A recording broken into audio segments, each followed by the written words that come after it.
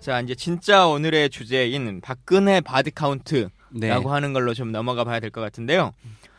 박근혜 대통령이 사람을 죽인 건 아니잖아요. 그거는 모르죠. 어떻게 알아요? 몰라요. 박근혜가 죽였는지 안 죽였는지.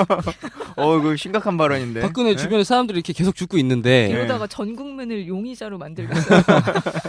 그러게 우리가 이거를 누가 죽였는지 왜 죽였는지 의문이 너무 많잖아요. 네. 그래서 저희가 이건 저희끼리 얘기해서 답이 안 나오기 때문에 또 전문가님 저희가 모신 거잖아요. 자, 그럼 대표적으로 얘기해야 될 게 어떤 사건이 있을까요? 일단 바디 카운트에 대해서 다시 한번 말씀드리면 박근혜 바디 카운트다라고 하면 박근혜 주변에서 그 연쇄적으로 죽어가고 있는 사람들의 숫자를 이야기하는 거예요. 그러니까 이를테면 뭐 오촌 조카 살인 사건이라든지 뭐 박지만 씨의 수행 비서가 최근에 또 돌아가셨죠. 뭐 이런 석연치 않은 이유 때문에 박근혜 씨 주변에서 사람들이 자꾸 죽어가요. 그래서 이것들을 한번 저희가 모아서 이 사람들이 왜 죽고 뒤에는 또 어떤 정황 배우가 있을지에 대해서 우리가 한번 이야기해보는 시간을 갖겠습니다. 예. 네. 네, 맞아요. 신기하게도 진짜 이상하게 박 대통령 주변에 항상 의문의 죽음들이 산재해 있는 것 같아요. 네. 소름. 이게 뭐야? 굉장히 어색한 그런 뭐죠?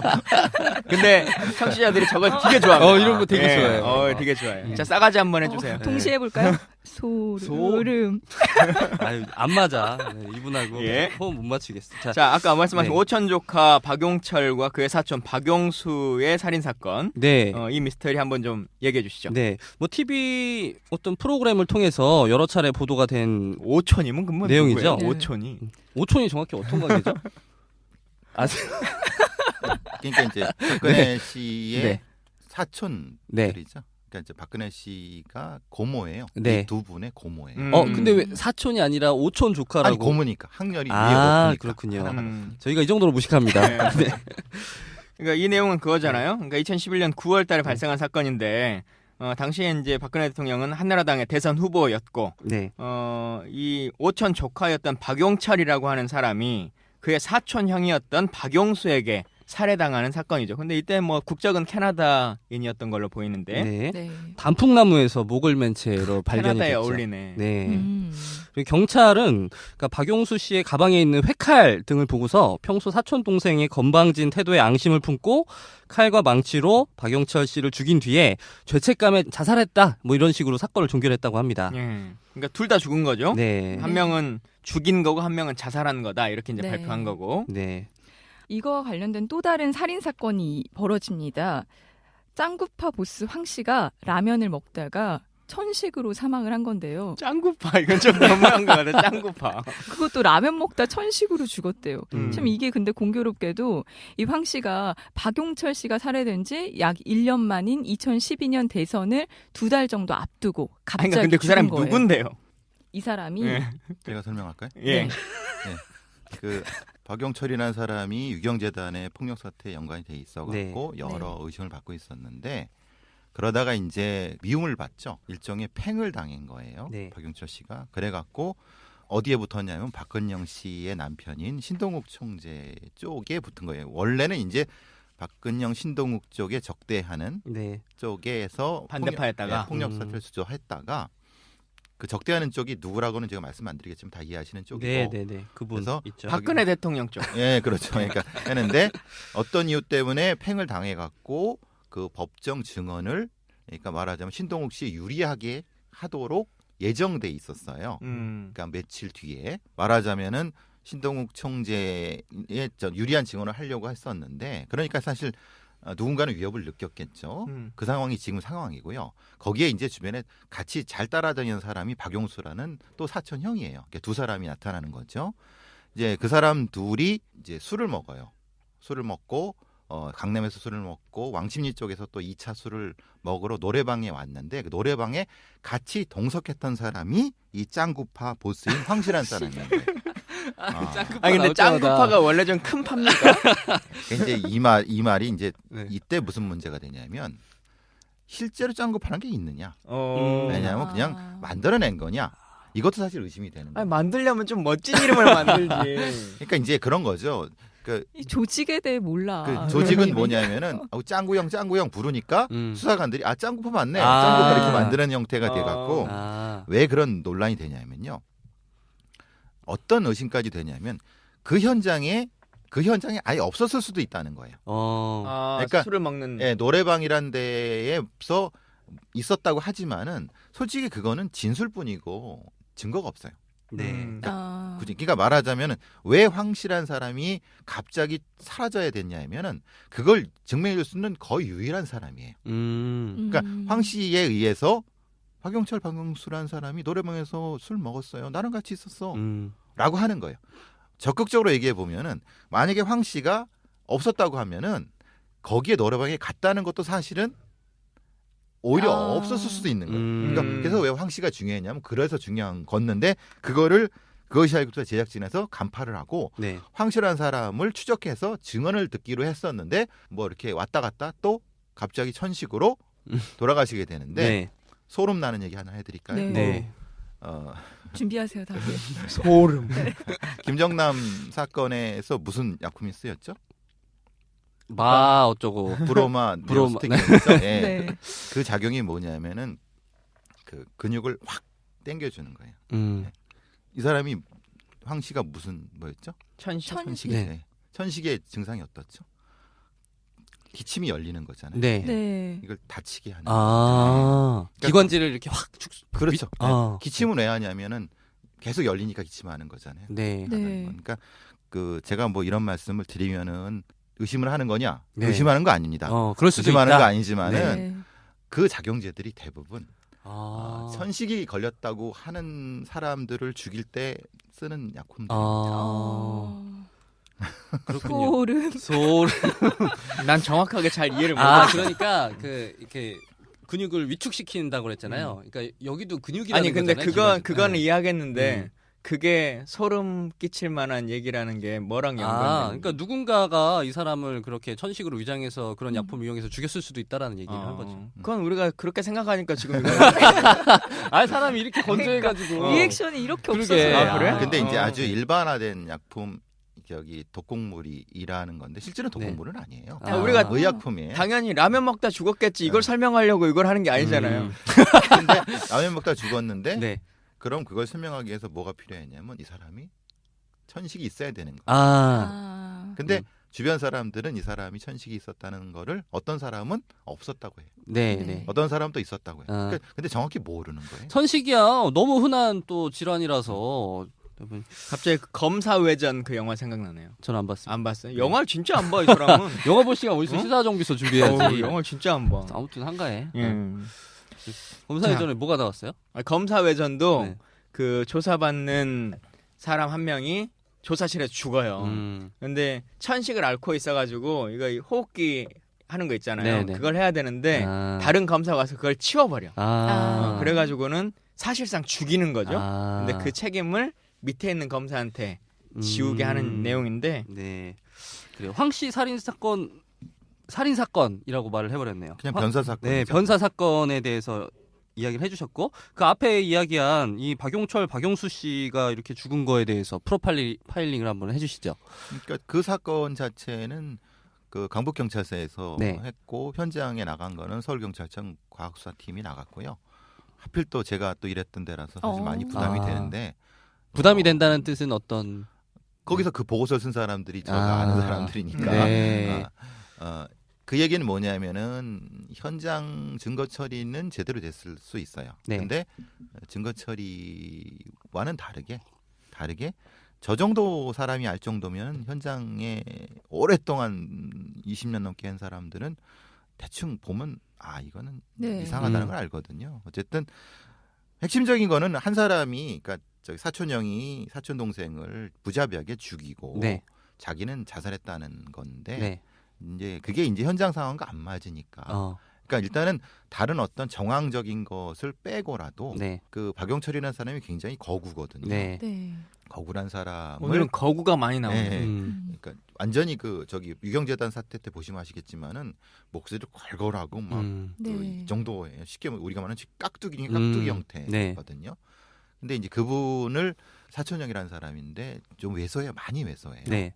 네, 그 사람이 칼하고 흉기랑 또 뭐 저 맨손하고 장도리, 네. 망치를 가지고 살해를 했다고 하는데 그 현장을 사진을 한 번이라도 본 사람을 보면은 이건 절대 혼자서 할 수 있는 상황이 아니거든요. 근데 이제 그거를 어쨌든 뭐 조사는 했지만은 그렇게 했고 핵심적으로는 그 두 사람 다 뭔지 말하는 수면제 성분을 먹었어요. 그러니까 박용철이라는 사람은 상당히 많이 먹었고 네. 그 죽였다고 하는 사람도 일정 정도, 그러니까 한 알 분량 이상의 걸 먹었어요. 네. 네. 그러면은 내가 제일 죽이려고 하는데 나도 수면제를 먹어? 음. 이런 문제가 발생하는 거예요. 네. 다시 돌아가면은 그럼 그걸 언제 어떻게 먹였는가 때문에 앞에 짱구파 황 씨가 나오는 거예요. 그죠? 그러면 소름. 짱구파 황 씨가 먹였나? 아니면 네. 그 상황을 이 사람은 어떻게 이해하나? 라고 돼야 돼요. 시간상으로. 그렇죠. 네. 그죠? 그러니까 그것 때문에 이제 짱구파 황 씨가 나오는 거고 음. 그럼 현장 상황에 다시 돌아가면은 그 사람이 거기서 이제 그 박용철 씨가 이제 거기서 살해를 당했는데 그 상황은 아무리 맞춰봐도 박용수라는 사람이 할 수 있는 상황은 아니고 네. 더 결정적인 거는 거기서부터 북한산 위까지 범행 시간이 약 1시에서 1시간 반이나 2시간 정도를 걸어서 산꼭대기 거의 중턱까지 올라가서 거기서 목을 매서 자살을 해야 되는데 현장 상황은 네. 근데 밤에 산길 걸어보셨어요? 무섭죠. 랜턴 없이 걸어보셨어요? 아니요. 길이 없는 길을 그걸 갔다는 거예요. 네. 몸에 상처도 없이. 어. 그러니까 이제 어떻게 가지라고 하는 거예요. 그러니까 달빛에 의지해갖고 새벽 1시에 그 산길을 걸어서 올라가는데 그것도 가방을 메고. 네. 근데 유일한 건 자살해라 올라가요. 네. 그게 어떻게 가능하겠어요? 유서는 나왔습니까? 유서는 뒤에 나왔는데 유서에가 나온 게 그거예요. 내 시신을 절대 부검하지 말고 화상하라고 나와요. 근데 유서를 필적 분석을 안 했어요. 이거 상식적으로 좀 말이 안 되지 않아요? 근데 이제 상식적인 부분에서 현장에서는 안 하는 경우도 많아요. 아, 그런가요? 왜냐하면 이거 자살 맞네라고 하면 어쨌든 아까 네. 그 노래방에 없을 수도 있다 뭐 이제 이런 말도 하셨는데 이게 뭐 80년대 90년대의 얘기가 아니고 2011년 12년이잖아요. 그렇죠. 그러면 노래방이 있는 정도의 동네면 온갖 CCTV들이나 막 이런 게 다 있을 텐데 이 사람이 없어도 실제 그 현장에 누가 들어갔고 하는 건 충분히 경찰이 알 수 있는 거 아닙니까? 알 수 있는데 그거는 수사가 안 됐어요. 왜냐하면 이 사람의 진술이 있기 때문에 그러니까 이 사람의 진술을 100% 신뢰한 거죠. 그러니까 신뢰하지 않을 이유가 없었으니까 당시에는. 근데 그 현장을 딱 보고 나서 이거 자살이네 해서 이렇게 판단을 하고 뭐 유서에 대한 필적 조사도 하지 않았다 말씀하셨는데 그러면 그 현장을 보고 그런 뭐 자살이네 아니네를 최종 판단하는 사람이 누군가요? 그러니까 그 상황 자체는 약간 좀 다르지만은 네. 기본적으로 제일 먼저 판단의 권한 있는 사람은 이 경찰서장, 네. 형사과장 2명입니다. 그러니까 형사과장이 판단을 하고 거기에 대한 경찰서장이 동의를 하거나 반대가 될 수도 있고 네네. 그리고 둘 중에 하나인데 그래서 이제 그때 이제 강북 경찰서장이라는 사람이 네. 의원님도 아시는 네. 여당의 국회의원이 네. 뭐 했던 의심이 나는 게 그런 얘기를 그 뒤에 사람들이 많이 한 게 네. 이렇게 한 거고 네. 이제 어쨌든 판단은 형사과장이나 그 경찰서장이 하는 거고요. 네. 같이 나간 쪽이라고 하면은 과학수사계, 그러니까 지방청 과학수사계 쪽에서도 의견을 제시를 하고 그럽니다. 네.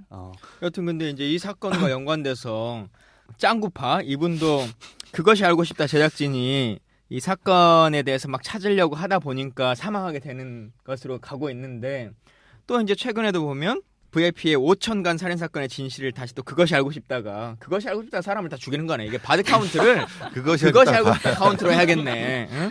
이걸 찾아보려고 했죠. 그래서 그 꽤 괜찮은 증인을 찾았다라고 생각을 했었는데 그 사람도 또 죽어버린단 말이에요. 그렇죠. 네, 동맥경화에 의한 심근경색. 심근경색이라고 하는 걸로. 박지만 회장의 수행 비서 주모 씨 말씀하시는 거죠? 이것도 그러면 쭉 연관되는 스토리인 거잖아요. 연관되고 다 근육을 강화시키는 방식으로 이것도요. 다 되죠.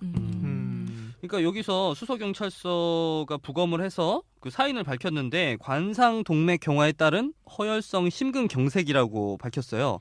이게 뭔 뜻인지 잘 모르겠어요. 말하자면 네. 심장의 근육이 그 일부가 굳어갖고 네. 그 안에 혈관이 죽으면 이게 심장이 불규칙하게 죽다가 허혈성을 해서 심근이 경색되면 팍 우리가 흔히 알고 있는 심근경색과 같은 건가요? 같은 거죠. 음. 같은 건데 네. 이거는 뭐냐면은 우리가 백남기 농민의 그 사인 추정할 때도 1차 사인, 2차 사인, 3차 사인이 있다는 네. 거지 않습니까? 네. 근데 서울대 병원에서는 굳이 1차가 아니라 2차로 가서 하려고는 분명 의도가 있었죠. 네, 네. 이건 2차입니다.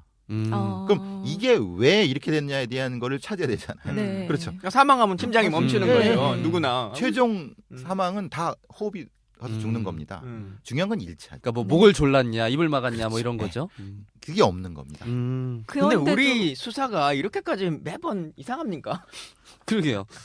많이 허술합니다. 어. 그거를 학생들을 가르치는 입장에서 원론 따로 현실 따로를 가르쳐야 되는데 되게 피곤합니다. 근데 그것이 우리가 생각하는 무슨 외압에 의해서나 아니면 뭐 그렇게 바뀌는 건가요? 아니면 그냥 허술한 건가? 제대로 하지 않으니까 허술해지는 건가요? 간혹 이제 뭐 가끔 전화가 오는 경우도 있고 그리고 어떤 분명한 이유 없이 덮이는 경우도 있고 근데 대부분의 경우는 깊이 찾아야 돼. 수사를 해야 되는데 네. 시간과 돈이 없고 하다가 이제 엎어지는 경우가 대다수고 그렇게 돼요. 전문가 입장에서 보시기엔 이건 하다가 그냥 자연스럽게 엎어진 것 같습니까? 아니면 아니죠. 이런 거 같은 경우는 어떻게 했냐면 주요 이제 이런 박지원 회장 같은 사람들 같은 경우에 관련된 사건 같은 경우는요. 네. 지방청이나 경찰청에서 매우 주요하게 봅니다. 아. 그래서 이 부분을 딱 봤을 때 문제가 생길 것 같으면은 이제 뭐 지방청으로 이관을 해라 아니면 뭐 이렇게 해서 관심을 많이 갖거든요. 그렇기 때문에 어하서 할 수는 없어요. 주요하게 잘 관리된 결과네. 그렇죠. 그런 부분이라는 건데 이게 실제로 뭐 이렇게 그냥 신경쓰 죽을 수도 있는 거고 문제는 제가 의심하는 거는 그런 네. 거죠. 네. 1차가 필요하다. 1차가. 음. 그러니까 말하는 이 사람이 원래부터 이제 흔히 말하는 뭐 아주 비만이어 갖고 네. 갑자기 뭘 뭐 먹다가 이렇게 해서 했다 이렇게 해서 됐다. 네. 뭐 이런 부분이 있었느냐라는 걸 수사를 통해 파악해야 되는 건데 네. 제가 항상 그 이런 수사 발표 때 욕을 많이 하는 거는 이 새끼들아 네. 1차를 발표해야지 왜 2차를 발표했냐. 근데 국민들은 몰라요. 그러니까 예를 들면 심근경색으로 사망했다라는 발표는 이 사람이 죽었다라는 발표랑 똑같은 거네요. 그렇죠. 근데 그거를 의원님 죄송한데 의원님들도 사실 잘 모르시잖아요. 몰라요. 왜냐하면 어떻게 알아요? 법과학을 잘 해주는 거 아니고 네. 표창원 의원 정도는 아실 텐데 너무 바쁘시니까. 근데 이제 말하자면 그런 거죠. 주요 여당에도 경찰이었던 분들이 많죠. 네. 검사였던 분들 많죠. 근데 그분들은 말씀 안 하시잖아요. 네. 말하자면 그런 문제가 있는 거예요. 근데 이 사건을 볼 때 사건 자체만으로도 문제가 있지만 사건을 파악하는 데 있어서 정황이라든지 주변 인물들과의 관계라든지 이런 것들도 결국 사건의 실체를 파악하는 데 필요한 거잖아요. 그렇죠. 이 당시에 이 사람이 왜 타살로 볼 수 없는지, 왜 이 사람이 어떤 일에 연루돼 있었기 때문에 이렇게 죽었다라고 보시는 거예요. 갑자기 쓰러져 있는 상태에서 이제 이분이 돌아가셨다고 하면은 네. 그 정황적인 그러니까 이제 아까 처음 말씀드린 것처럼 이분이 꼭 그렇게 쓰러져야 되는 어떤 이유에 대한 설명이 필요한 거예요. 이거는 말하자면 의학적인 것이 아니라 정황적인 거죠. 네. 그러니까 말하자면 이분이 평소에 이제 활발하게 운동을 하시고 있었고 관리가 잘 되고 있었는데 이렇게 됐다고 하면 이건 심각한 문제가 있어갖고 수사가 돼야 되는 거잖아요. 네. 근데 평소에 완전 뭐 사는 것도 개판이었고 뭐 포금하고 뭐 그랬다고 하면은 이런 것들이 일목요연하게 플로우 차트로 해서 수사가 돼야 되는데 그게 안 되고 그냥 이렇게 죽었다라고 하면은 네. 네. 근데 문제는 그걸 수사를 하게 되면은 많은 다른 게 드러나잖아요. 네. 그죠? 이분이 유경재단에 대해서 아는 사람이 있으면 안 되는 거죠. 이 대한민국에서 유경재단이라고 하는 것에 대한 진실이 조금이라도 알거나 아니면 그것을 언론과 접촉하려고 하는 낌새가 보이거나 하면 죽는 거죠. 그러니까 네. 이 주모 씨가 전날 누구를 만났는데 사실 만난 사람은 이 사람이 모시던 사람들이잖아요. 네. 그럼 그걸 다 이제 언론에도 노출이 돼야 되는 거예요. 네. 그걸 꺼려하는 분들이 계시겠죠. 네. 박영철 씨, 박영수 씨 사건도 마찬가지예요. 그걸 다 플로이 차트로 수사를 하게 되면은 이분이 누굴 만났고 거기서 뭘 했고 이런 것들이 다 조사가 돼요. 네. 그러면은 그럼 안 되죠. 네. 심각한 문제가 발생하겠죠. 네. 네. 이렇게 이런 부분. 그러니까요. 진짜 그- 이 유경재단과 관련된 분들이 다 바디 카운트 여기 안에 포함돼 있어요. 네. 그러니까 유경재단 바디 카운트가 한 명 더 있긴 한데 사실은 이제 이분은 사고일 확률이 훨씬 더 높아서 네. 이 바디 카운트라고 하는 건 약간 맞을지 아닐지 모르겠는데 선거 기간에 있었던 일인데요. 대통령 선거 기간에 유경재단 폭력 사태 원래 주도했던 7인의 멤버였었던 지금 이제 문고리 3인방 이렇게 부르잖아요. 네. 근데 원래 문고리 권력은 4인방이에요. 네. 그리고 이춘상 보좌관이 4인방 중에서도 가장 높은 등급의 그러니까 네. 사람이었던 거죠. 이춘상 네. 보좌관이. 근데 선거 기간에 이제 교통사고로 사망을 하거든요. 그래서 네. 우리는 실제 선거 기간에 교통사고가 진짜 많이 납니다. 교통사고 엄청 많이 나고 신호 위반 다 하고 다니고 그럴 수밖에 없는 구조거든요. 그러니까 왜 그럴 수밖에 없어요?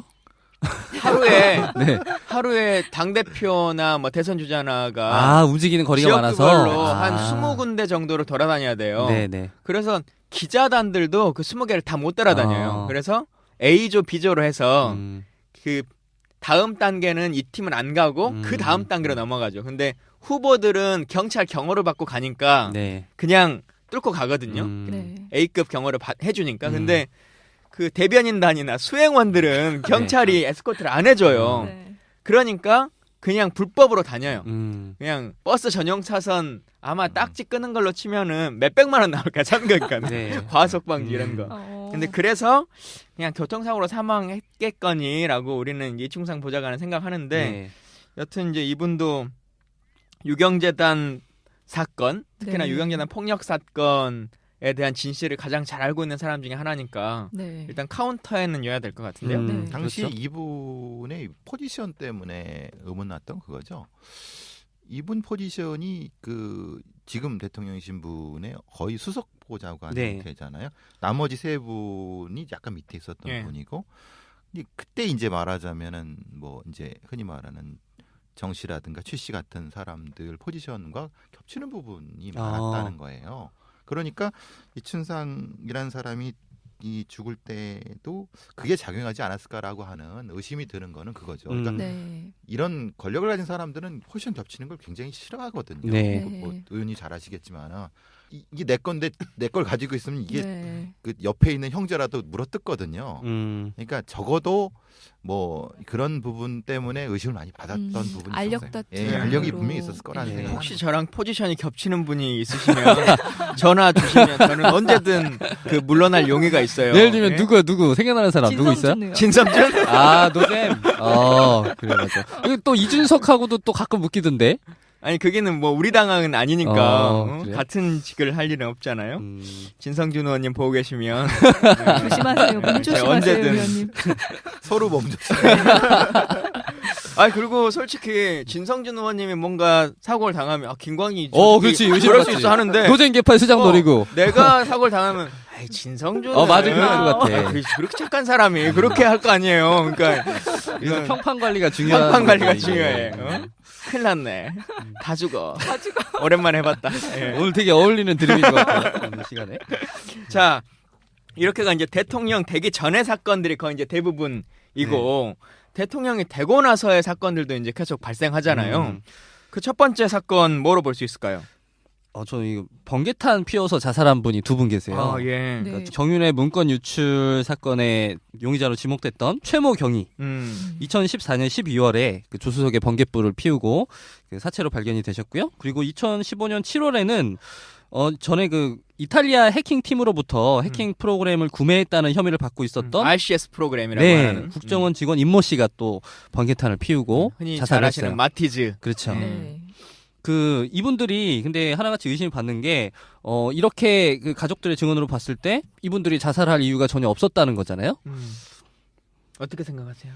일단은 국정원 임모 씨 관련된 마티즈는 그 저 김어지 총수의 거기 나가서도 제가 네. 잠깐 말씀드렸지만 마티즈에 번개탄을 펴서 한번 죽은 거 실험해 보자. 그 마티즈가 작잖아요. 네. 네. 근데 열축적이 굉장히 높아요. 더워서 안 되나요? 더운 무슨 문제냐? 네. 타버려요. 네. 자동차가 왜냐하면 차 안에 여름에 네. 차 안에 그 저 라이터 그 일회용 터지죠. 라이터는 네. 터지죠. 그러면 그게 불이 붙어갖고 싹 타버리거든요. 네. 번개탄이 얼마나 열량이 높아요. 그러니까 그걸 이제 이렇게 죽으려면 어떻게 해야 되냐면은 번개탄을 미리 한 다음에 그것을 어느 정도까지 한 다음에 넣고 그래도 열이 높아요. 작으면 열이 이제 복살이 발생하기 때문에 소파가 녹아갖고 그래서 보통 이렇게 번개탄 자살일 경우에 종종 아니면 상당수가 앞에 놨을 경우는 무슨 문제가 생기냐면은 전소되는 거고 뒤에 놓으면은 가능해요. 네. 그걸 모르는 사람이 했다고 하면 이해를 하겠어요. 네. 근데 이제 제가 이걸 그때도 말씀드린 이런 메커니즘을 구체적으로 설명 안 드린 거는 이렇게 죽는 사람이 또 많으니까. 근데 그 부분하고 뭐 당연히 마티즈의 돌 괴었다는 것부터 시작해 갖고 네. 그다음에 또 이 자살하려고 하는 부분에서 차문 틈을 막지 않았다는 부분도 이런 부분들이 다른 건 모르겠지만 그 저수지 밑에서의 현장 상황에 대한 것이 일치하지 않는 부분을 저는 이제 설명을 했고요. 네.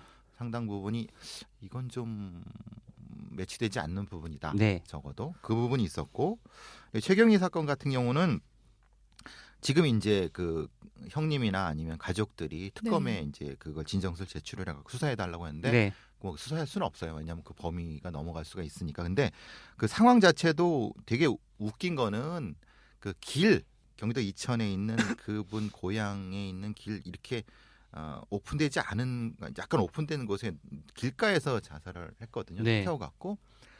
근데 문제는 그러면 그거를 그 번개탄을 어떻게 구입을 했느냐. 그리고 사람이 지나가는 길인데 그것을 어떤 방식으로 했느냐 부분이 규명이 안 되고 이 최경희 사건 같은 경우도 마찬가지로 정확한 수사가 전체적으로 진행된 것이 아니라 네. 유서와 정황을 보고 이제 내사 종결된 부분입니다. 그러니까 저도 의정 활동하면서 참 반성하는 것들이 많이 있거든요. 그때 참 잘할 걸라고 하는 생각들을 많이 하는데 제가 진짜 알고 보면 참 부드러운 남자이고 문화와 예술을 사랑하는 그런 사람인데 쓸데없는 소리를 해요. 네. 네. 근데 국회에 있을 동안 이미지라고 하는 게 되게 좀 강한 이미지여가지고 무슨 그 누구 죽고 뭐 하여튼 이런 일 있으면 항상 조사위원을 했어요. 그래서, 의문사 같은 거 조사 많이 하셨죠. 그래서 아까 이 최경희 사건 있을 때는 이름도 좀 특이해. 십상시 게이트라고 하는 조사특위위 간사 맡아가지고 일을 했었고 이 국정원 임모시 사건 때는 제가 정보위원이기도 했었고 RCS 프로그램 대책특위 맡아가지고 또 하기도 했어요. 네. 네. 예, 근데 그냥 사람이 죽고 하는 거는 교수님 말씀하신 것처럼 저희들이 뭘 알아요. 그냥 그렇게 죽었나 보다. 아유 좀 의심되네. 라고 하는 정도로만 넘어가 버리지. 네. 구체적인 것들을 막 찾아보려고 하지 못했다라고 하는 반성을 좀 하게 되는데. 그때 그럴 때 그 교수님한테 이게 자문을 하셨어야지. 구하셨어야지. 그러니까 오늘 처음 뵈가지고. 아이고. 예, 네. 큰일 났네. 이제 표창원만 들어가셨으니까 뭐 이런 문제 좀 그렇죠. 국회에서도 많이 이제 좋아지지. 네. 근데 이 정윤회 문건 당시에 문건 자체에 대한 그 사건보다는 이렇게 어떻게 유출이 됐는지로 갑자기 화제가 바뀌었잖아요. 그게 국정농단이라 당시- 그랬잖아요, 대통령이. 그거 당시에 어떻게 그렇게 바뀐 거 프레임이 뭐 어떻게 대통령 진행된 한마디로 거예요? 바뀐 거죠. 그때는 살아있는 권력이었기 때문에 네. 국무회의 때인가 수석비서관회 때인가 대통령이 말하는 거거든요. 네. 이건 찌라시다. 찌라시의 내용이고 이 내용은 찌라시인데 그것을 외부로 유출한 것이 국정농단이다라고 하는 그 선언 한마디로 모든 언론의 타격이 네. 그렇게 갔고 그것을 유출했다고 의심받았던 뭐 참호경위를 비롯한 그 우리 지금 국회의원 된 분 누구죠? 조홍천. 조홍천이라고 하는 분이나 뭐 이제 이런 사람들로 주 공격 대상이 이제 네. 잡혀진 거죠. 네. 그리고 세계일보는 갑자기 뭐 압수수색하고 네, 뭐 그쵸. 이제 이런 상황들이 초래되면서 십상시 그 위원회 조사단에서는 뭐 아무것도 한 게 없어요? 아니, 없어요. 너무 공격적인데. 그냥 했어. 그냥 하고 청와대 앞에 한 번 가가지고 제대로 하라 뭐 이렇게 한마디 하고. 이때 밝혔으면 그러니까요. 국정농단 이때 끝났을 텐데 말이야. 근데 그때 이제 세계일보가 문건을 좀 많이 가지고 있다. 네, 그래가지고 시작한 거예요. 네. 근데 그 세계일보가 쫄았어. 그때. 그렇죠. 네. 그래가지고는 그 뒤로 문건을 안 준 거예요. 아. 그러니까 그 후속타를 우리가 할 수가 없었어. 이게 남 탓하면 안 돼. 그때 자기가 밝혀냈어야지. 뭐 정보를 안 줬다 그러면. 근데 네, 제가 사과드리겠습니다. 결국에 그 사장님이 나중에 청문회 와가지고 다 까발리셨잖아. 이때 네. 말 못했던 걸. 마치 그분이 그 세계일보 사장님이 청문회 때 한이 맺힌 것 같았어. 그러니까요. 그때 근데 당시 얘기했으면 너무 막 의원님도 그렇게 올라가고 얼마나 잘 좋아. 까발리시면 안 돼요. 왜요? 예? 마티즈 타니까. 아니요. 제 고등학교 선배님이신데 아, 그러세요? 순천에 출마하시려고. 아, 진짜로? 그분이? 아니 아. 그럴 것 같아. 너무 유명해지면 출마하실지 몰라. 하여튼 순천에 누가 출마할까봐 되게 노심초사하고 있어, 지금. 바디 카운트. 김광진 바디 카운트. 아 근데 진짜 이렇게 죽고 나면 끝나잖아요. 그렇죠. 내사 정결되면은 예. 그냥 억울한 거예요. 그러니까 너무 우리도 그렇게 될 수 있는 거잖아요. 우리를 누가 죽여? 왜냐하면 근데 네. 예를 들면 2달 전에 네. 2달 조금 넘었겠군요. 2달 조금 전에 제 자동차에 블랙박스 유심칩만 빼가. 오. 진짜요? 네, 근데 차에 뭐 제 노트북도 있고 뭐 다 있잖아요. 그리고 아니면 블랙박스를 통으로 띄어가면 얘가 누가 훔쳐서 쓰려고라도 하려나 보다 생각하죠. 근데 블랙박스에 유심칩만 빼가면 기분이 어떨 것 같으세요? 그거 프로파일링 한번 오, 진짜. 해주시죠. 이거 어떤 노인 건가요? 경고겠죠, 경고. 근데 유심칩만 뺐다는 거는 그 티를 안 내려고 한 거 아니에요? 빼도 모르니까? 근데 유심티 빼면 소리가 나지 않나요? 그러니까 경고음이? 그 저희가 차에 있을 때가 아니니까 경고음이 나든 안 나든 뭐 상관은 그랬겠네. 없을 거고. 왜냐하면 정치인들은 그 유심칩 안에 네. 제가 어디를 가고 누구를 만났는지에 대한 그렇죠. 동선이 다 나오잖아요. 그리고 녹음도 돼요, 녹음도. 예, 네. 저희는 안에 녹음은 다 거의 끊는데 근데 또 다른 게 뭐냐면 일반 동선의 문제가 아니라 그 개인 같은 경우는 뭐 롯데호텔을 간다 그러면 네. 롯데호텔 주차장에 그냥 차를 세워놓고 올라가잖아요. 네. 근데 저희는 그래도 누가 태워다 주는 거니까 입구에서 누구를 만났고 마지막에 내려올 때는 누구랑 빠이빠이 했는가까지가 다 나온단 말이에요. 네. 그 유심칩을 통해서 그러니까 이제 그런 행적들이 다 노출되는 거죠. 그리고 그것을 아예 도둑이 든 게 아닌 것을 명확하게 딱 선언하고 가는 거니까 찝찝하죠 사람이 살면서. 교수님 되게 당연하다는 듯이 이렇게 표현하시는데. 그럴 수 있지. 수사를 네. 그렇게 해요. 아. 왜냐하면 그 뭐 어느 지방청이라 이게 못 되지만은 그 까먹었다. 부엉이 프로젝트인가가 있는데 그 의원님도 이제 알아두시는 게 좋은 게 그 경찰서에서 수사를 할 때 이제 어떤 사건이 발생하거나 그러면은 그 주변에 있는 그 모든 주변에 있는 그 차에 네. 블랙박스를 다 수거를 하고 네 그거를 이제 그 차 번호의 위치마다 이제 넘버링을 해갖고 네. 그 순간적으로 사건을 재구성할 수 있어요 CCTV로. 그러니까 그렇게까지가 이제 정규 매뉴얼 수사는 아닌데. 네. 근데 이게 이제 일반 형사 사건이나 이런 강력 사건에는 그렇게 했는데. 아니 그게 정상적인 수사를 위해서면 필요한 일이잖아요. 좋은 일인 거죠. 근데 그게 예. 애매한 거는 엉뚱한 사건이죠. 정치적인 사건에 그렇게 전용을 해버리니까. 네. 그러니까 이제 전용 안 하겠어요.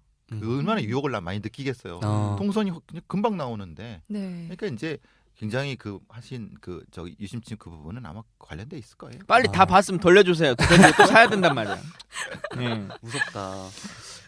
지금까지 말씀드린 분들 말고도 박근혜 주변에서 돌아가신 분들이 상당히 많이 계세요. 이번 어떤 분들이 이렇게 바디 카운트에 체크가 됐는지 한번 먼저 살펴볼게요.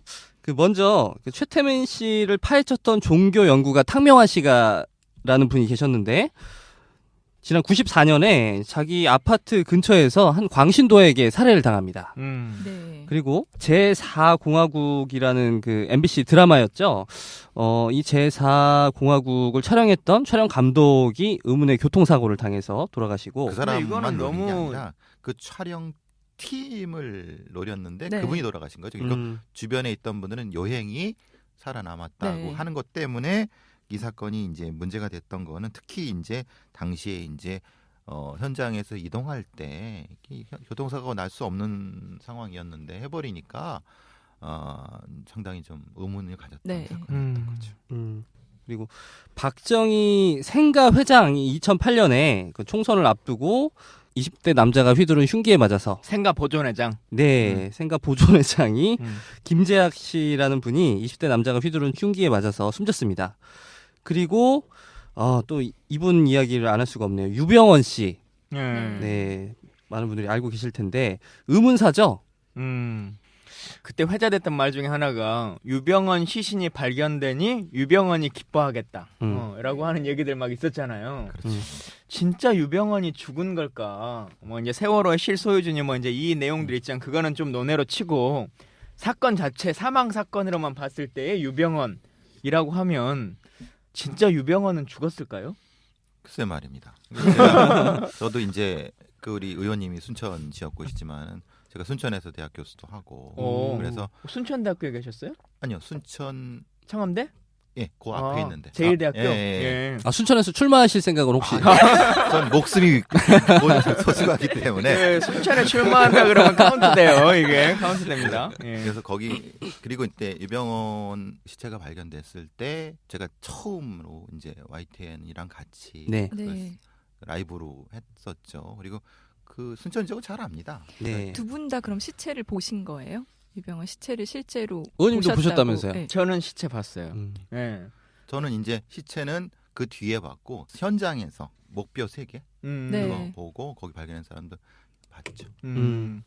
그러니까 아까 뭐 그 RCS 프로그램 특위니 뭐니 이렇게 말씀드렸지만 제가 이때 이제 세월호 국조특위 네. 위원을 하고 있었던 시기거든요. 네. 그래서 전 나름대로 일 많이 했잖아요. 네. 뭐 연관되는 일은 많이 했는데 결론은 밝힌 건 없어요. 근데 이때 그 유병헌의 시신이 이제 밝혀져서 유병헌이냐 아니냐라고 한 논쟁에 막 붙어서 그러면 국가수에 가서 냉동고에 있는 유병헌을 봐보자. 그래서 우리가 보면 확인될 거 아니냐라고 하는 말도 안 되는 이유를 한 거죠. 근데 교수님 아까 말씀하신 것처럼 국회의원들 그걸 보면 뭘 알아? 사실. 근데 진짜 이제 냉동고에 있는 시신이라고 하는 것을 거의 본 적이 없잖아요. 네. 그리고 이게 정상적인 시신도 아니고 네.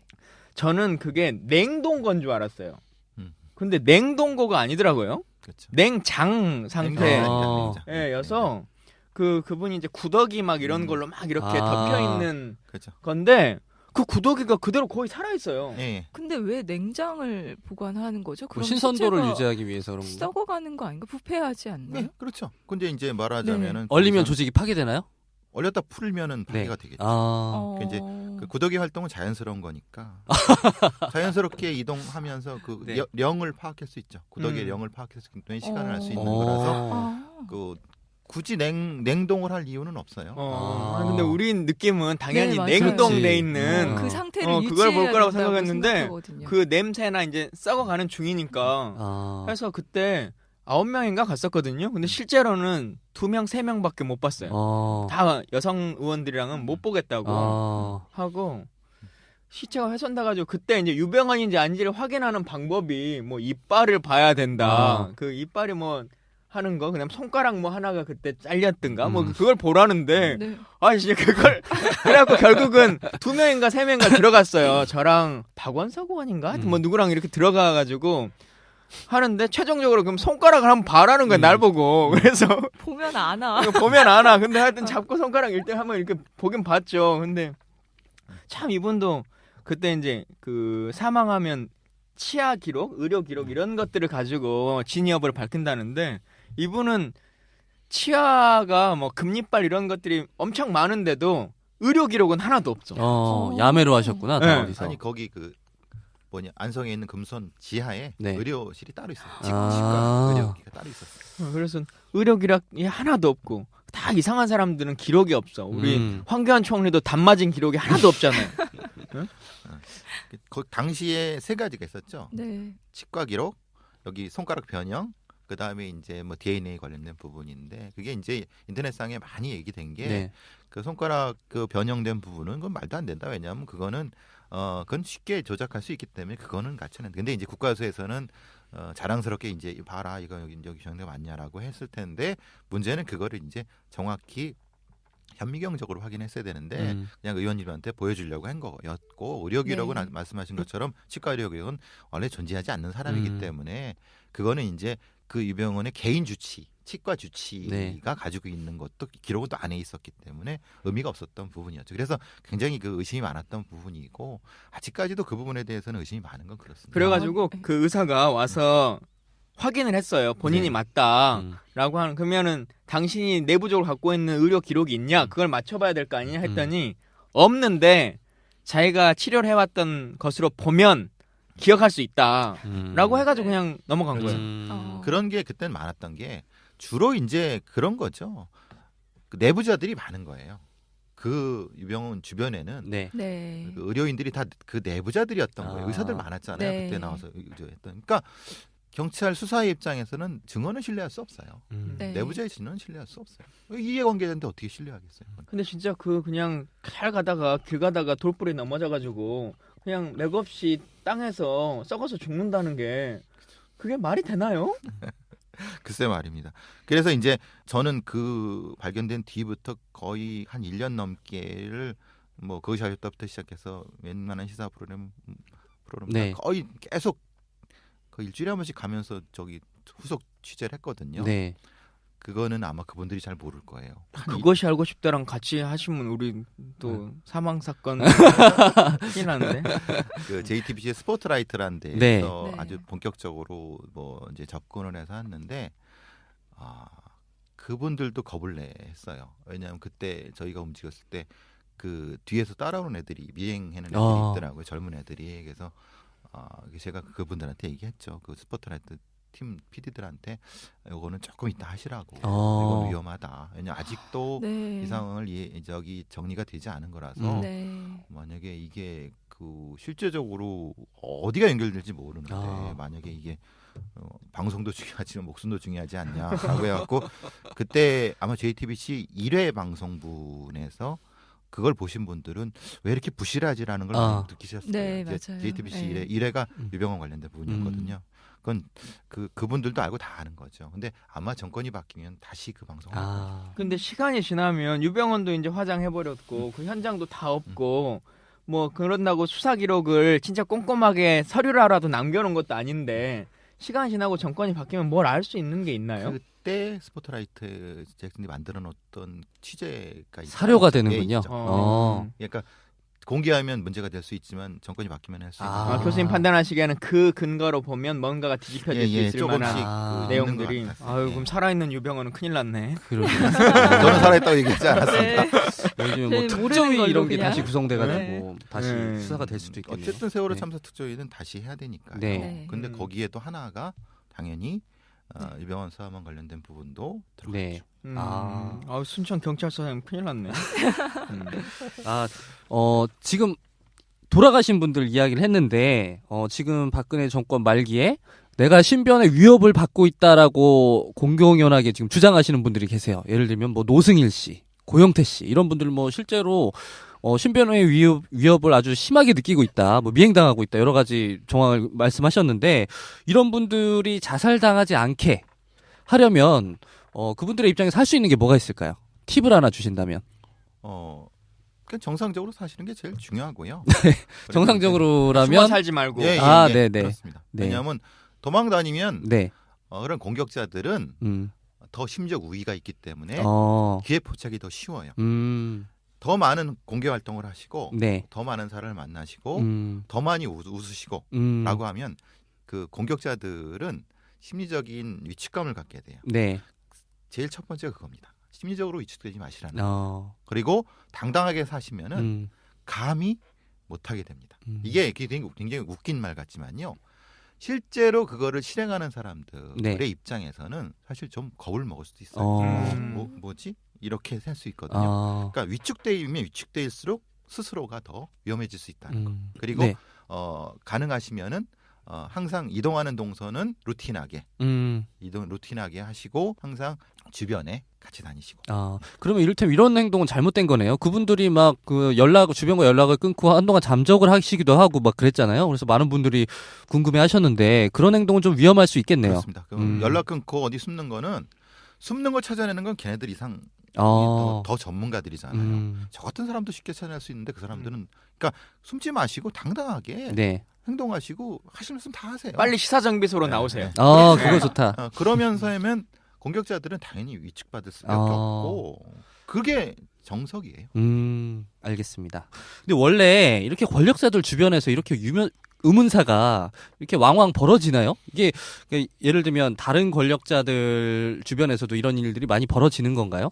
뭐 근데 이제 전체주의 국가에서는 뭐 상존했던 네네. 일들이고 왜 뭐 아버지 시절에는 뭐 닭 사료로 갈고 막 이런 얘기들도 있잖아요. 네. 그건 진짜 사실입니까? 닭 사료로 갈았다 뭐 이런. 예, 그거는 맞는 것 같아요. 그러니까 이제 그때 뭐 파리 프랑스 경찰 쪽에서 했는데 갈았다는 건 모르겠는데 네. 닭사료기가 있었다는 거예요. 있어갖고 그게 뭔가 처리된 건 있었는데 근데 끔찍해. 그래서 그게 이제 실제로 그렇게 됐는지는 네. 확인은 할 수가 없었던 거예요. 음. 그렇지만은 그게 있고 시신이 없으니까 당연히 그랬을 수 있다라고 추정을 하면서 아니 근데 나중에 된 거죠. DNA가 이게 사람 곡인지 닭 곡인지는 금방 알 수 알 수 있잖아요. 있죠. 알 수 있는데 문제는 그걸 다시 싹 분해해 갖고 음. 싹 세척을 하는 경우가 아. 있으니까 예, 그랬을 가능성이 있다고 근데 하는 지금 거죠. 무슨 얘기하는지 모르시는 분들 많이 계실 것 같아. 김영욱 전 중앙정보부장 얘기하고 있었습니다. 예, 닭사료 예. 얘기 갑자기 하시니까. 어휴. 그리고 이제 그 권력자 주변에서는 무슨 문제가 생기냐면 알력이 생기잖아요. 네. 네. 알력이 생기면은 권력 가진 사람들이 권력에서 밀려난 사람들을 이렇게 다루죠. 네. 다룰 때 어떻게 되냐면 심각하게 다룹니다. 네. 근데 그거를 죽이려고 다루는 게 아니라 그러니까 제가 아까 그 다른 데서도 뭐 이런 했는데 이 신문 방법이 따로 있습니다. 네.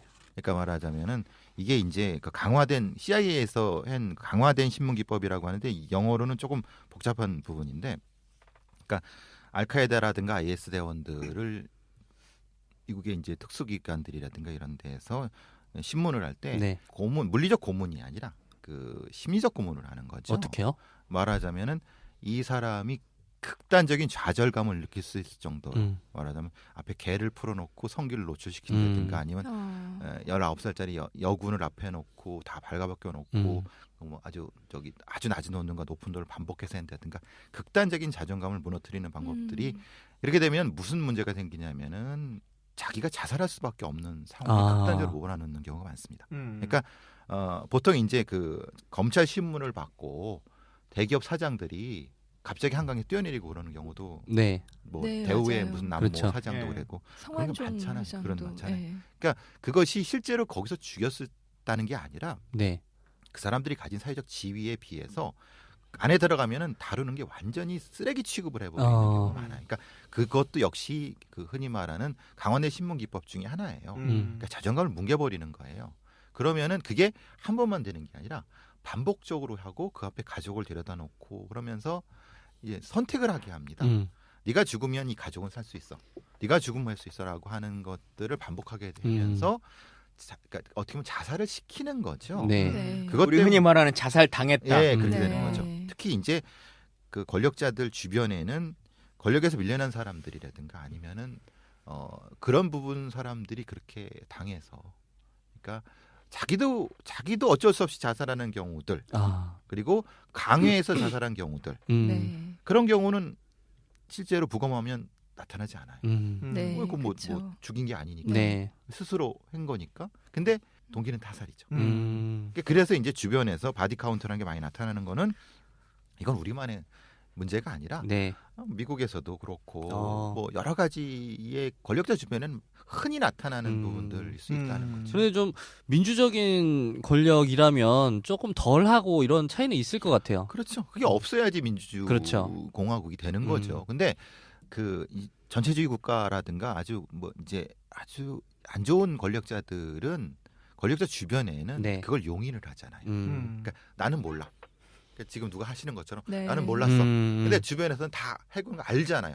알면서도 묵인을 하잖아요. 그게 이제 묵인할수록 그런 것들이 더 많아지는 거예요. 그런 걸로 보면 김정은이 훨씬 솔직하네. 그 사람 아예 잡아다 곡사포로 그냥 쏴버리고 막 이러잖아. 맞아. 아 진짜.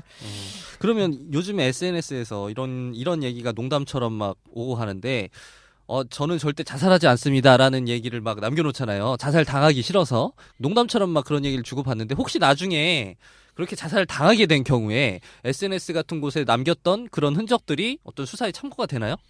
기본적으로 요즘 수사 그러니까 심리부검이 기본 매뉴얼로 들어가 있으니까 가장 먼저 이제 자살한 사람의 사회관계 네. SNS를 다 뒤집니다. 다 뒤져갖고 그 이전에 최소한 1, 2년 안에 있어서의 심리 변화 네. 체크를 합니다. 해갖고 이 사람이 실제로 죽을 수 있는 상황인가 아닌가. 물론 이제 현장 상황이 먼저 체크가 되겠죠. 했는데 이 모든 게 매뉴얼화돼서 우리가 지금 앞에 갔던 많은 사건들이 똑같이 그렇게 됐어야 되는데 그건 안 된 거죠.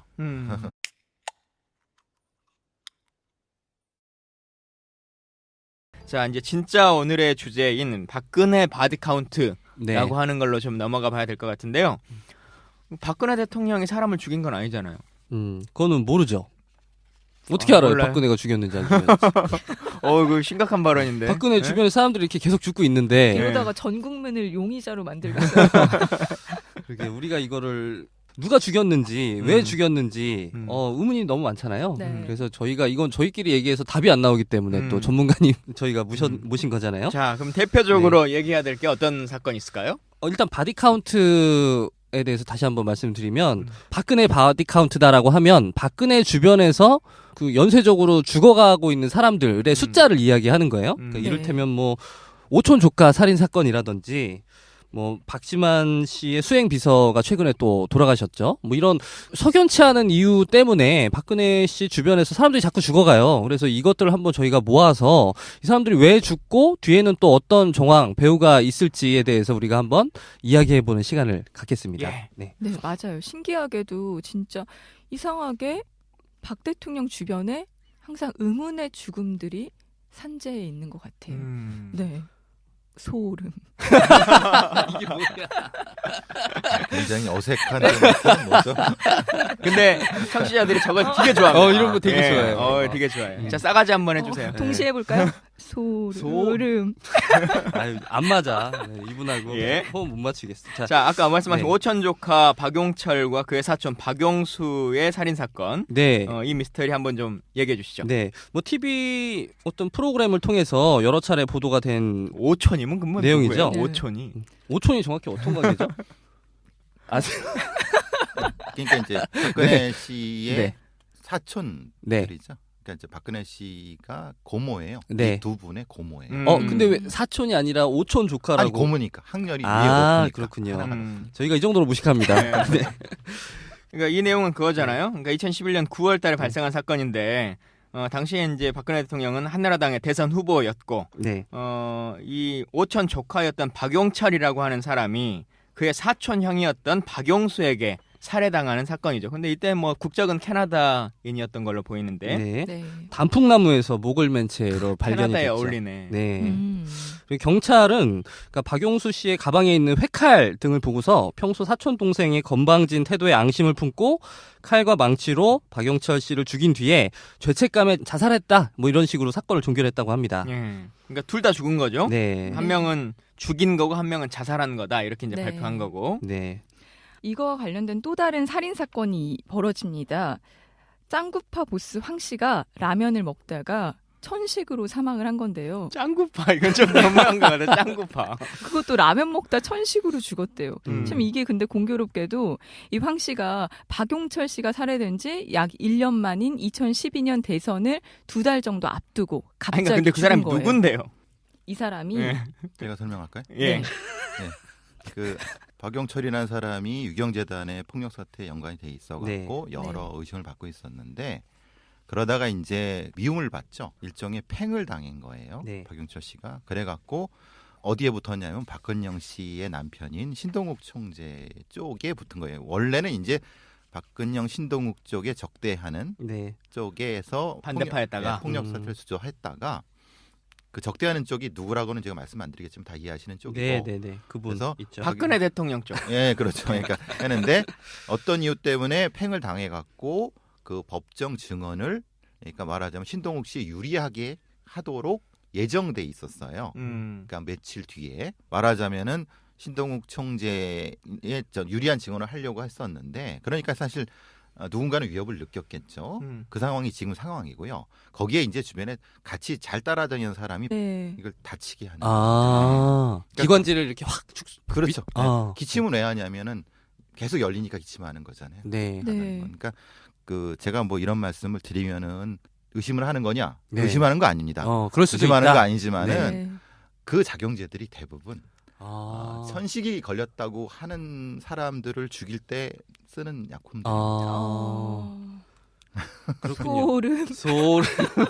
난 정확하게 잘 이해를 못 아, 했어. 그러니까 그 이렇게 근육을 위축시킨다고 그랬잖아요. 그러니까 여기도 근육이라는 아니 근데 거잖아요. 그거는 네. 이해하겠는데 그게 소름 끼칠 만한 얘기라는 게 뭐랑 아, 연관돼? 그러니까 누군가가 이 사람을 그렇게 천식으로 위장해서 그런 약품을 이용해서 죽였을 수도 있다라는 얘기를 한 거죠. 그건 우리가 그렇게 생각하니까 지금 이거 아, 사람이 이렇게 건조해가지고 리액션이 이렇게 그러게. 없어서. 아, 그래? 근데 이제 어. 아주 일반화된 약품 저기 독극물이 일하는 건데 실제로 독극물은 아니에요. 아, 우리가 의약품이에요. 당연히 라면 먹다 죽었겠지. 이걸 네. 설명하려고 이걸 하는 게 아니잖아요. 근데 라면 먹다 죽었는데 네. 그럼 그걸 설명하기 위해서 뭐가 필요했냐면 이 사람이 천식이 있어야 되는 거예요. 아, 근데 주변 사람들은 이 사람이 천식이 있었다는 거를 어떤 사람은 없었다고 해요. 네, 네. 네. 어떤 사람은 또 있었다고 해요. 아. 근데 정확히 모르는 거예요. 천식이야. 너무 흔한 또 질환이라서 여러분, 갑자기 그 검사외전 그 영화 생각나네요. 저는 안 봤습니다. 안 봤어요? 영화를 진짜 안 봐 이 사람은. 영화 볼 시간 어디서 어? 시사 정비서 준비해야지. 영화 진짜 안 봐. 아무튼 한가해. 예. 검사 자. 예전에 뭐가 나왔어요? 검사외전도 네. 그 조사받는 사람 한 명이 조사실에서 죽어요. 근데 천식을 앓고 있어가지고 이거 호흡기 하는 거 있잖아요. 네네. 그걸 해야 되는데 아. 다른 검사가 와서 그걸 치워버려. 아. 그래가지고는 사실상 죽이는 거죠. 아. 근데 그 책임을 밑에 있는 검사한테 지우게 하는 내용인데 네. 그래요. 황씨 살인 사건이라고 말을 해버렸네요. 그냥 변사 사건. 네, 변사 사건에 대해서 이야기를 해주셨고 그 앞에 이야기한 이 박용철, 박용수 씨가 이렇게 죽은 거에 대해서 프로파일링을 한번 해주시죠. 그러니까 그 사건 자체는 그 강북 경찰서에서 네. 했고 현장에 나간 거는 서울경찰청 과학수사팀이 나갔고요. 하필 또 제가 또 일했던 데라서 사실 많이 부담이 아. 되는데 부담이 된다는 뜻은 어떤? 거기서 그 보고서를 쓴 사람들이 저가 아. 아는 사람들이니까 네. 그 얘기는 뭐냐면은 현장 증거 처리는 제대로 됐을 수 있어요. 네. 근데 증거 처리와는 다르게 저 정도 사람이 알 정도면 현장에 오랫동안 20년 넘게 한 사람들은 대충 보면 이거는 네. 이상하다는 걸 알거든요. 어쨌든 핵심적인 거는 한 사람이 그러니까 저기 사촌 형이 사촌 동생을 부자벽에 죽이고 네. 자기는 자살했다는 건데 네. 이제 그게 이제 현장 상황과 안 맞으니까. 그러니까 일단은 다른 어떤 정황적인 것을 빼고라도 네. 그 박용철이라는 사람이 굉장히 거구거든요. 네. 네. 거구란 사람을 오늘은 거구가 많이 나오네요. 네. 음. 그러니까 완전히 그 저기 유경재단 사태 때 보시면 아시겠지만은 목소리를 걸걸하고 막 네. 이 정도예요. 쉽게 우리가 말하는 깍두기 네. 형태거든요. 근데 이제 그분을 사촌형이라는 사람인데 좀 왜소해요. 많이 왜소해요. 네. 네, 그 사람이 칼하고 흉기랑 또 뭐 저 맨손하고 장도리, 네. 망치를 가지고 살해했다고 하는데 그 현장을 사진을 한 번이라도 본 사람을 보면은 이건 절대 혼자서 할 수 있는 상황이 아니거든요. 근데 이제 그거를 어쨌든 뭐 조사는 했지만은 그렇게 했고 핵심적으로는 그 두 사람 다 뭔지 말하는 수면제 성분을 먹었어요. 그러니까 박용철이라는 사람은 상당히 많이 먹었고 네. 그 죽였다고 하는 사람도 일정 정도, 그러니까 한 알 분량 이상의 걸 먹었어요. 네. 네. 그러면은 내가 제일 죽이려고 하는데 나도 수면제를 먹어? 음. 이런 문제가 발생하는 거예요. 네. 다시 돌아가면은 그럼 그걸 언제 어떻게 먹였는가 때문에 앞에 짱구파 황 씨가 나오는 거예요. 그죠? 그러면 소름. 짱구파 박용수라는 또 사촌 형이에요. 그러니까 두 사람이 나타나는 거죠. 이제 그 사람 둘이 이제 술을 먹어요. 술을 먹고 강남에서 술을 먹고 왕십리 쪽에서 또 2차 술을 먹으러 노래방에 왔는데 그 노래방에 같이 동석했던 사람이 이 짱구파 보스인 황실한 사람이에요. 근데 짱구파가 원래 좀 큰 파입니까? 이제 이 말이 이제 네. 이때 무슨 문제가 되냐면 실제로 짱구파라는 게 있느냐? 네. 왜냐하면 그냥 만들어낸 거냐? 이것도 사실 의심이 되는 거예요. 만들려면 좀 멋진 이름을 만들지. 그러니까 이제 그런 거죠. 이 조직에 대해 몰라. 그 조직은 뭐냐면은 짱구 형 부르니까 수사관들이 짱구파 맞네. 짱구파 이렇게 만드는 형태가 돼갖고 왜 그런 논란이 되냐면요. 어떤 의심까지 되냐면 그 현장에 아예 없었을 수도 있다는 거예요. 그러니까 술을 먹는. 예, 노래방이란 데에서 있었다고 하지만은 솔직히 그거는 진술뿐이고 증거가 없어요. 네. 굳이 그러니까 말하자면은 왜 황실한 사람이 갑자기 사라져야 됐냐면은 그걸 증명해줄 수 있는 거의 유일한 사람이에요. 그러니까 황 씨에 의해서 박용철, 박용수라는 사람이 노래방에서 술 먹었어요. 나랑 같이 있었어. 라고 하는 거예요. 적극적으로 얘기해 보면은 만약에 황 씨가 없었다고 하면은 거기에 노래방에 갔다는 것도 사실은 오히려 없었을 수도 있는 거예요. 그러니까 그래서 왜 황 씨가 중요했냐면 그래서 중요한 건데 그거를 그것이 알고서 제작진에서 간파를 하고 네. 황씨라는 사람을 추적해서 증언을 듣기로 했었는데 뭐 이렇게 왔다 갔다 또 갑자기 천식으로 돌아가시게 되는데 네. 소름 나는 얘기 하나 해드릴까요? 네. 네. 준비하세요, 다들. 소름. 김정남 사건에서 무슨 약품이 쓰였죠? 마 어쩌고. 브로마 브로마. 네오스틱이었죠. 예. 네. 그 작용이 뭐냐면은 그 근육을 확 당겨주는 거예요. 이 사람이 황 씨가 무슨 뭐였죠? 천식. 천식. 천식. 네. 네. 천식의 증상이 어떻죠? 기침이 열리는 거잖아요. 네. 네.